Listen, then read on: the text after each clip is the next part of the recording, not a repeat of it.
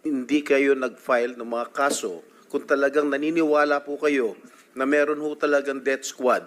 Why did you not file cases immediately when he was just still a mayor? Yes, Your Honor. Nasagot ko na po yun. Hindi mo nga Dahil sinasagot yung mga pwede talagang mga maging witnesses ay hindi pa willing, takot pa na mag-testify against the former mayor. All right, when you were Secretary of Justice, you had all the power. You were a very, very powerful cabinet member under the Aquino administration. Why did you not pursue it?